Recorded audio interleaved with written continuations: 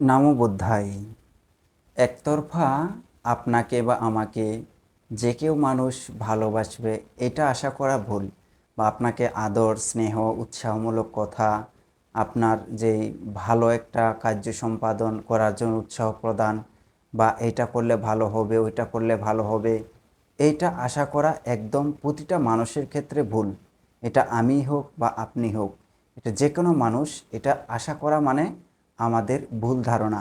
সবাই কিন্তু আমাদেরকে এ, মানে নিজের সন্তানের মতো বা নিজের মানুষের মতো করে ভালোবাসবে বা আদর করবে, স্নেহ করবে, উৎসাহ দিবে। এবং তাদের যেই একটা জ্ঞানচক্ষু আছে, বিবেক চক্ষু আছে, বা প্রজ্ঞাচক্ষু আছে, সেই চক্ষু দিয়ে সবাই কিন্তু দেখে না। পরক্ষণে তার বিপরীতে তারা মানে আপনার ক্ষতি চিন্তা করে, আপনাকে নিন্দা করে, সমালোচনা করে। এটা প্রতিটা মানুষের ক্ষেত্রে একদম মানে স্বাভাবিক বলতে এটা সচরাচর বর্তমান সামাজিক অবস্থা দিকে যদি তাকাই তাহলে এটা প্রতিটা ক্ষেত্রে দেখা যায়। চলুন এ সম্পর্কে কিছুটা আলাপ আলোচনা করি।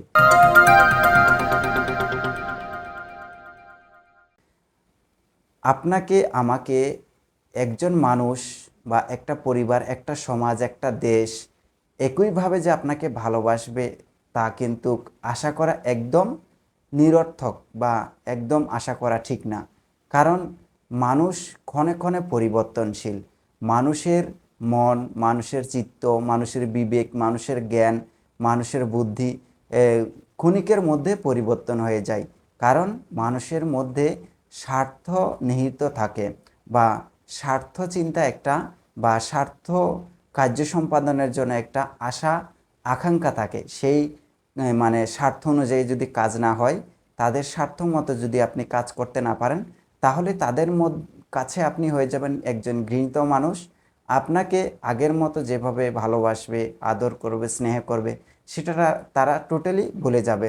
প্রথমে আপনাকে একটা পরিবার, একটা সমাজ বা একটা মানুষ আপনাকে যেভাবে গ্রহণ করবে, পরক্ষণে কিন্তু আপনি যতই তার উপকার করুন, যতই তার ক্ষতি না করুন না কেন, কিন্তু ধীরে ধীরে আপনার যেই মানে আপনার প্রতি যে একটা আদর স্নেহ ভালোবাসা উৎসাহমূলক কর্মকাণ্ড, এগুলো যে জ্ঞান বুদ্ধি বিবেক এবং প্রজ্ঞা যে আদান প্রদান করবে, সেটা তাদের কাছ থেকে আস্তে আস্তে কী হয়, সরে যায়। এবং মানে তারা সেখান থেকে সরে আসে। কারণ মানুষ পরিবর্তনশীল, মানুষ পরিবর্তন হয়, একই ধারায় মানুষ থাকে না। আমরা সচরাচর একটা জায়গায় বাস করি, একটা স্থানে বাস করি, বা একটা সমাজে বাস করি, কিন্তু সেই সমাজের মানুষ সবাই যে আপনাকে ভালো বলবে, সবাই যে আপনাকে আদর করবে, সেটা কিন্তু কখনোই আশা করা যায় না। কারণ মানুষ পরিবর্তনশীল, মানুষ পরিবর্তন হয়, কারণ তাদের স্বার্থ অনুযায়ী কর্ম সম্পাদিত না হয়। আমরা চারজন পাঁচজন তিনজন যেখানে বাস করি, সেখানে এই চারজনের মধ্যে মানে এক একজনের চিন্তা চেতনা, এক একজনের কর্ম পন্থা এক এক ধরনের। সবাই চায় নিজের কর্মটাকে নিজের মতো করে এগিয়ে যাওয়ার জন্য, নিজের কর্মটাকে নিজে বিস্তার বা মানুষের কাছে বা সমাজের মধ্যে দেশের মধ্যে এটা বিস্তার করার জন্য চেষ্টা করি। কেউ কারো মানে কথাবার্তা গ্রহণযোগ্যতা এগুলো আমরা মানে কি করি না, গ্রহণ করার চেষ্টা করি না, বা একটা উৎসাহমূলক কর্ম সম্পাদন করার চেষ্টা করি না। আমরা নিজেরটা নিজেরাই কি করি, আমরা প্রাধান্য দিই। যার কারণে আমরা অন্যকে মানে যেই ভালোবাসবো, অন্যকে যে মৈত্রীতা প্রদান করব, সেটা আমরা ভুলে যাই। কিন্তু হ্যাঁ, আমার দেখা মতে ব্যক্তিগত জীবনে আমার দেখা মতে এমন কিছু মানুষ আছে যাদের সান্নিধ্যে আছি, এমন কেউ ব্যক্তি যার সান্নিধ্যে সবসময় থাকি, তার মধ্যে একটা জিনিস সবসময় যেটা মানে লক্ষ্য করি, সেটা হচ্ছে কি, তার মৈত্রীতা, তার যে একটা আদর স্নেহ ভালোবাসা। এই মানুষগুলোর কারণে কিছু কিছু মানুষ মানে তারা তাদের সান্নিধ্যে থেকে কিছু করার অনুপ্রেরণা পেয়ে থাকে, উৎসাহ পেয়ে থাকে। কিন্তু পরক্ষণে ৯৯ জন মানুষ বা ৯৯৯ জন মানুষের যেই একটা গালমন্দ, নিন্দা, তাদের যে আক্রমণ, এটার কারণে মানুষ অনেক সময় ভেঙে পড়ে। কারণ মানুষ তাদের কথা মতো যদি আপনি কর্ম সম্পাদন না করেন, তাদের কথা মতো যদি আপনি মানে চলাফেরা না করেন, তাহলে তারা আপনাকে কি করবে? নিন্দা, সমালোচনা, বিভিন্ন ধরনের কটুবাক্য, এবং সামনে হোক পিছনে হোক বিভিন্ন ধরনের কটুবাক্য বলবে। সেটা আমার দেখা, একদম স্বয়ং আমার দেখা এরকম অনেক মানুষ আছে, এবং সেগুলো চলাফেরা করে সচরাচর, মানে প্রতিনিয়ত দেখি। তবু আমরা যে একটা মানে ব্যক্তিগত আমার জীবনে আমি যে একটা ধর্মীয় জ্ঞান যেটা পঠন পাঠন করি, তখন তাদের এই কর্মকাণ্ডগুলো দেখে নিজে নিজেও মানে ওই অনুভব করি, উপলব্ধি করি যে ভবিষ্যৎ জীবনে মানুষ যে আমাকে নিন্দা করলো, আমাকে হিংসা করলো, আমাকে ঘৃণা করতেছে, এটা দেখে আমি একটা শিক্ষা গ্রহণ করব যে সেটা কি, আমি কোনো মানুষকে ঘৃণা করব না, আমি কোনো মানুষকে হিংসা করব না, কোনো মানুষকে নিন্দা করব না, কোনো মানুষকে সমালোচনা করব না, এবং তাদের থেকে আমি কি করব? দূরে সরে থাকব। তাদের সঙ্গে যাতে কথা বলতে না হয়, তাদের সঙ্গে যাতে আলাপ আলোচনা করতে না হয়, এরকম করে আমাকে কি করতে হবে? দূরে সরে থাকতে হবে। কারণ আমি যদি তাদের সঙ্গে আলাপ আলোচনা করি, তাহলে আরও মানে যে আমার মনের মধ্যে হিংসা উৎপন্ন হয়েছিল সেটা আরও বৃদ্ধি পাবে। কারণ তাদের মানে কথাবার্তা আপনার সঙ্গে যেটা বলবে একদম মিষ্টি সুরে, ভালো সুরে, একদম মধুর কথাবার্তা বলবে, কিন্তু তারা পরক্ষণে সেগুলো সমালোচনা করবে। এই জন্য তাদের কাছ থেকে যদি আপনি দূরে সরে নীরব থাকতে পারেন, তাহলে আপনি তাদেরকে মৈত্রী দান করতে পারেন। তাদেরকে যদি আপনি পুণ্য দান করতে পারেন, তাদের জ্ঞান বুদ্ধি প্রজ্ঞা যাতে উৎপন্ন হয় সেই পুণ্য দান করতে পারেন, তাহলে আপনি ভালো থাকবেন। তবু তাদের সঙ্গে মিশতে হয়, তবে একটা কাজ করা যায়, সেটা হচ্ছে কি, যতটুকু প্রয়োজন ততটুকু তাদের সঙ্গে কথা বলো, এর বাহিরে কোনো আলাপ আলোচনা করতে না পারে। আমাকে ভালোবাসবে না, কারণ আমি তাদের আত্মীয় নই, বা তাদের আমি একটা পরিবারের কোনো মানুষ নই। একটা জিনিস চিন্তা করলে বোঝা যায়, সেটা হচ্ছে কি, প্রথমে একটা মেয়েকে যখন পুত্রবধূ হিসেবে বাড়িতে নিয়ে আসে, তখন প্রথম প্রথম কত মানে সুনাম, কত সম্মান, কত আদর, কত ভালোবাসা, কত স্নেহ ইত্যাদি দেখাবে, সেটা স্বামী হোক বা স্ত্রী হোক। কিন্তু যখন আস্তে আস্তে সে পুরাতন হয়ে যাবে, তখন অটোমেটিকলি স্বামী নিজে নিজে চিন্তা করবে, কেন বা এই মেয়েকে আমি মানে বিয়ে করলাম। আবার স্ত্রী চিন্তা করবে, কেন এই ছেলের কাছে আমাকে বিয়ে দেওয়া হলো, বা কেন আমি এর কাছে মানে বিয়েতে বসলাম। এভাবে একজনের আরেকজনের প্রতি অনীহা, ঘৃণা, হিংসা ইত্যাদি উৎপন্ন হতে থাকে। তাহলে যেখানে স্বামী স্ত্রীর মধ্যে এরকম সৃষ্টি হয়, এবং শ্বশুর শাশুড়িও চিন্তা করবে যে কি, এই মেয়েকে কেন আমরা পুত্রবধূ হিসাবে মানে আমরা বাড়িতে নিয়ে আসলাম। আবার এই মানে মেয়ের বাবা মা চিন্তা করবে যে কেন আমরা ওই পরিবারে আমার মেয়েকে বিয়ে দিলাম, ওই পরিবারে কেন আমরা প্রদান করলাম, এইরকম চিন্তা করবে। তাহলে চিন্তা করে দেখুন, স্বামী স্ত্রীর মধ্যে বা শ্বশুর শাশুড়ির মধ্যে, মাতা পিতার মধ্যে যেখানে আস্তে আস্তে ফাটল ধরে, যেখানে আস্তে আস্তে হিংসা প্রতিহিংসার আগুন জ্বলতে থাকে, সেখানে আমি যে একজন আত্মীয় নয়, আমি যে একজন তাদের পরিবারের কেউ নয়, তাদের সমাজের কেউ নয়, তাহলে আমাকে তারা কি করতে পারে, বা আমাকে একটা মানুষ কি করতে পারে। এই কথাগুলো বলার একটাই কারণ হচ্ছে কি, এটা উদাহরণ দিচ্ছি, বা একটা মানে আলোচনা করছি, বা এটা একটা মানে আমার প্রজ্ঞা, বা আমি যতটুকু জানি, আমি যতটুকু উপলব্ধি করেছি, এটা থেকে আমি কি করছি, মানে আলোচনা করছি। এইগুলো থেকে আমাদের শিক্ষা নেওয়া উচিত, বা শিক্ষা গ্রহণ করা উচিত। আমরা যাতে মানুষকে হিংসা না করি, মানুষকে ঘৃণা না করি, মানুষকে নিয়ে নিন্দা না করি, মানুষকে নিয়ে সমালোচনা না করি। আমরা তাদেরকে যদি ভালোবাসতেও না পারি, তাদেরকে উৎসাহ দিতেও না পারি, তাহলে তাদেরকে যদি আদর, স্নেহ, মমতা, সহমর্মিতা ইত্যাদি দিতে না পারি, তাহলে তাদের থেকে আমরা নীরবতা পালন করে দূরে থাকব। তাদের সঙ্গে আমাদের জাস্ট কথাবার্তা হবে যে যতটুকু প্রয়োজন ততটুকু, এর বাইরে অধিকতর কোনো আলোচনা করার কোনো প্রয়োজন নাই। তাহলে আমরা একে অপরের সঙ্গে ভালো থাকবো বা ভালো রাখবো। এইগুলো মূলত উপলব্ধি থেকে আলোচনা করা, এগুলো মূলত উপলব্ধি থেকে একটা মানে যেটাকে মানে নিজের মনের কথা বা নিজের উপলব্ধি করা কথাগুলো এখানে আলোচনা করা হচ্ছে। বা কাউকে মানে আক্রমণভাবে বা কাউকে হিংসা প্রতিহিংসামূলকভাবে এই আলোচনা করা বা আলোচনাগুলো করছি না। জাস্ট একটা আলোচনা করছি, যেটা উপলব্ধি করতেছি, যেটা উপলব্ধি করেছি সমাজের মধ্যে, পরিবারের মধ্যে, নিজের পরিবারের মধ্যে, ভাই ভাইয়ের মধ্যে প্রথম প্রথম শিশুকালে যেমন ভালোবাসা, আদর, স্নেহ, মায়া, মমতা থাকে, কিন্তু ধীরে ধীরে সেটা কি হয় মানে পেয়ে যায় বা লোপ পায়, সেটা ধীরে ধীরে কমতে থাকে। তার মানে কি, বড় হতে হতে মানুষ মানে নিজের যেই মানে স্বার্থ, নিজের যে আত্ম অহংকার, এগুলো বাড়তে থাকে।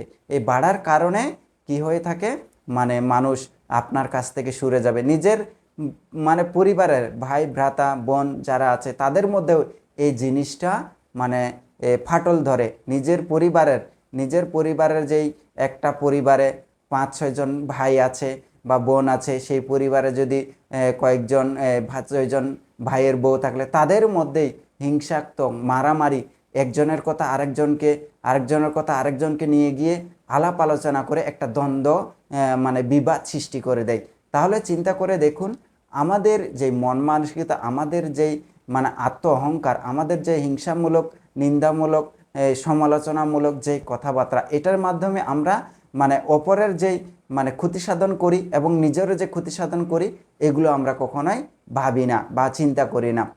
এটার কারণে যে আমাদের পাপ সৃষ্টি হচ্ছে বা অপূর্ণ সৃষ্টি হচ্ছে, আমরা যে নরকের ধার সৃষ্টি করছি, সেটা আমরা কখনোই ভাবি না। কিন্তু এই কর্মগুলো আমরা করে আনন্দ লাভ করি, আনন্দ অনুভব করি। আমরা মনে করি এগুলো করলে আমরা মহান হব। একজনের কথা আরেকজনকে, আরেকজনের কথা আরেকজন, এগুলোর মাধ্যমে সমাজে, পরিবারে, ভাইয়ে ভাইয়ে, স্বামী স্ত্রীর মধ্যে, ছেলে সন্তানদের মধ্যে এগুলো কি করে ফেলি, মানে একটা আলাপ আলোচনা, নিন্দার মাধ্যমে তাদের মধ্যে ঝগড়া বিবাদের মানে সৃষ্টি করে দিই। যার কারণে একটা সমাজে, পরিবারে এই অশান্তিটা সব সময় বিরাজমান থাকে। সুতরাং আমাদেরকে চিন্তা করতে হবে, আমরা যে মানুষ, আমরা যে বিবেকবান মানুষ, প্রজ্ঞাবান মানুষ, আমাদের বুদ্ধি আছে, জ্ঞান আছে, এই জ্ঞানের মাধ্যমে আমাদেরকে বিচার বিশ্লেষণ করে এমন মানে ভাবে নিজেকে পরিচালিত করতে হবে যাতে অন্যের ক্ষতি না হয়, অন্যজন আমার মাধ্যমে যাতে ক্ষতি সাধিত না হয়, আমি যাতে অন্যের নিন্দা না করি, সমালোচনা করি। একটা বিষয় আমাদেরকে সবসময় চিন্তা করতে হবে, আমি যদি অন্যের ক্ষতি করি তাহলে আমাকেও অন্যজনে ক্ষতি করবে। আমি যদি অন্যজনকে কুটুবাক্য বলি তাহলে অন্যজন আমাকেও কুটুবাক্য বলবে। আমি যদি অন্যজনকে নিন্দা করি তাহলে আমাকেও অন্যজন নিন্দা করবে। অন্যজনের ক্ষতি চিন্তা করলে আমারও মানুষ ক্ষতি চিন্তা করে থাকবে। এবং আমি যদি অন্যকে প্রহার করি, আঘাত করি, তাহলে আমাকেও কোনো না কোনোভাবে কেউ না কেউ আমাকে কি করবে, আঘাত করবে বা প্রহার করবে। সুতরাং এই বিষয়গুলো আমাদেরকে কি করা প্রয়োজন, চিন্তা করা প্রয়োজন। কিন্তু আমরা এত মানে আমাদের যেই জ্ঞান, বুদ্ধি, বিবেক, আমরা যে মানুষ, আমরা যে পশু না, আমরা পাখি না, আমরা প্রাণী না, কোনো জীবজন্তু না, আমরা একজন মানুষ, যেটাকে মানে সৃষ্টির সেরা জীব বলা হয়। এই সৃষ্টির সেরা জীব হয়ে কেন আমরা এ ধরনের কর্ম সম্পাদন করে থাকি? কারণ আমাদের মধ্যে আত্ম অহংকার, লোভ, দেশ, মোহ এগুলো পরিপূর্ণ। আমরা যত পাই তত চাই, যত পাই তত চাই। আমরা একটা ক্ষমতা দখল করলে আরেকটা ক্ষমতায় উপনীত হতে চাই। মানে আমরা 10 টাকা পাইলে আরও 20 টাকা কীভাবে হবে সেই চিন্তা করি। আমরা যদি কারোর কাছ থেকে 10 টাকা লুট করতে পারি বা মানে কেড়ে নিতে পারি, তাহলে অন্য কারোর কাছ থেকে আরও 40 টাকা কেড়ে নেওয়ার জন্য চিন্তা ভাবনা করি। এভাবে আমাদের মন মানসিকতা, যার কারণে আমরা পরিবর্তন হতে পারছি না।